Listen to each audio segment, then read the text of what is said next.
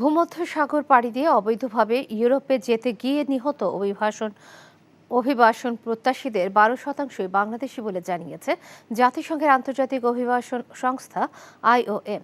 সংস্থাটি 2024 সালের বৈশ্বিক প্রতিবেদনে এ তথ্য উঠে এসেছে। দুপুরে রাজধানীর একটি হোটেলে এই প্রতিবেদন তুলে ধরেন IOM এর মহাপরিচালক এমি পপ। প্রতিবেদনে বলা হয়, জলবায়ু পরিবর্তনজনিত দুর্যোগের কারণে বাস্তুচ্যুতির তালিকায় এশিয়া বাংলাদেশ পঞ্চম স্থানে রয়েছে।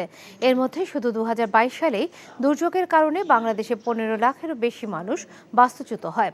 অনুষ্ঠানে পররাষ্ট্রমন্ত্রী ডক্টর হাসান মাহমুদ বলেন, বাংলাদেশ বাস্তুচ্যুত রোহিঙ্গাদের আশ্রয় দিয়েছে, তাই সন্ত্রাসবাদ, মানব পাচার ও মাদকের মতো ভয়ঙ্কর বিষয়ে নানা চ্যালেঞ্জে রয়েছে বাংলাদেশ। তিনি প্রত্যাশা করেন, দ্রুতই রোহিঙ্গা প্রত্যাবাসনে জোরালো ভূমিকা রাখবে IOM। বিকাশে কম খরচে ক্যাশ আউটের লিমিট বেড়ে 50,000, প্রিয় এজেন্টও 2টা।